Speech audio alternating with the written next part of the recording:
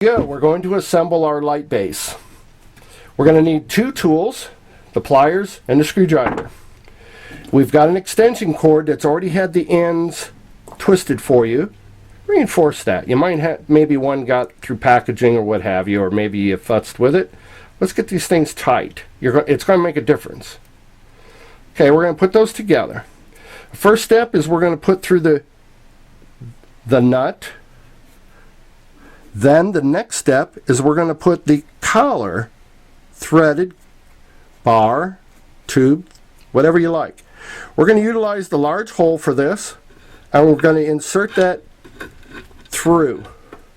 On this side, we now have a collar that's protruding through the wood. That's what we want. Now, your light assembly may have came with the back attached. Unscrew it from the inside. You'll see two little screws. And just simply take that off. What you want to do is run this cord through the threaded side. And the flat side, as you can see right here, will allow this assembly to fit right back up to it. So make sure your flat side is running in this direction. You will now put that up and out of the way. Now, here's where the importance of getting that wire twisted perfectly. I've actually gone so far as to just tin the ends with solder. That way you'll never worry about a fray. And we're not worrying here, folks. We're doing this slowly. I'm going to take this and wrap it around. Get our tools in there. Now, the reason I like the little pliers is so I can take that end and reach it under. That way I keep it nice and tight. I prefer to use the Phillips head on this. Cooperates. And all the wires nicely tucked underneath the screw for the most part. I know, for the most part, that's what scares people. So at this point, there's all kinds of different ways. I'm trying to do this to keep this in view of the camera, keeping that in mind. And you've seen I've had no help.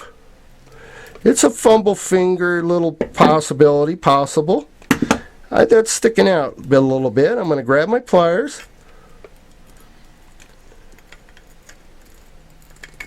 I want that tighter. I want to reduce any risk that there's any wire sticking out. Screw that down. Don't over tighten and break your porcelain socket. Being silly, of course. Now, as you see, we've walked it right up to that. As I look at the screw here and where it's going to go, I aim for that. And I have to hold that there and go inside and get that screw and see if it's going to start it. It's a little awkward. Just a little bit. Now, I only screwed it a little ways. That way it allows me, you see the view, allows me to line that screw up and then push it and go inside. Let's see if that feels like I just got it started, and it certainly does. Great. It is a fumble finger type of operation, but think about it, you only got two screws. It's not a lot to put up with. It's tightening up perfectly. It is awkward. Don't worry.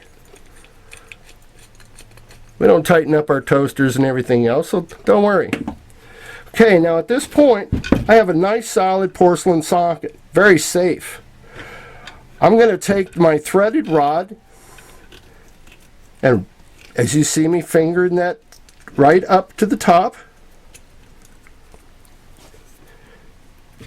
You could take your pliers, and if you find that it's not cooperating, there you go. It doesn't move at this point. In fact, none of these are movable parts. It's really not even necessary to tighten that screw. It's not going anywhere.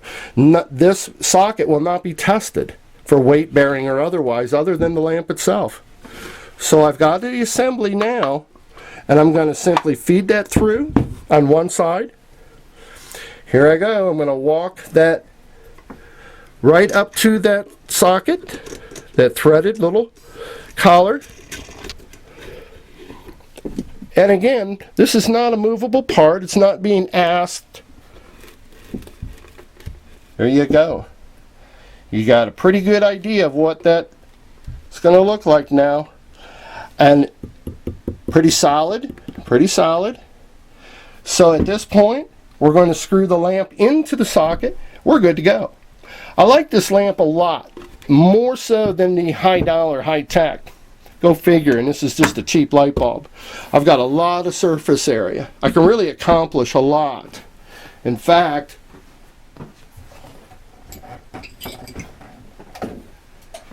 in giving yourself that view, can you imagine? Of course, I would never glue anything on a cloth. We will be observing in the future the proper thing to do in order to facilitate that. But you get a lot of room underneath there is the point. The angle of the ultraviolet light is such that it does not, a piece does not have to be directly under that. Your piece could even be extending beyond this wall right here, this edge that you see. A piece can be out this far and still cure. It's the angle. Just keep in mind, you've got a pretty good distance at the top of this box. As you can see, the distance right from here to here, pretty good spread. You've got that much room to lay your objects right underneath safely. So you can see that's big work surface. You see how the advantage that this base has over this now. I had to put stilts as though I had to put a soldering spools on one side and one on the other side. It was awkward, high-powered, high-dollar lamp, but it really didn't facilitate what I needed it to do. I needed to build a wire base and something to get it up in the air, and it just didn't seem worth it. This, however, my wooden base, really acts as an insulator for the package when it went out. They've traveled to other countries, and look at that. Works to be a fine base. I prefer my handmade base over this one to the point I have not even used this lamp, and I would say 2.5 to 3 years, because I love the other base. Much more versatile. I got a lot more out of it. Heck, I can even put my stuff on the top. How good is that? Thanks a lot for watching. Bye bye.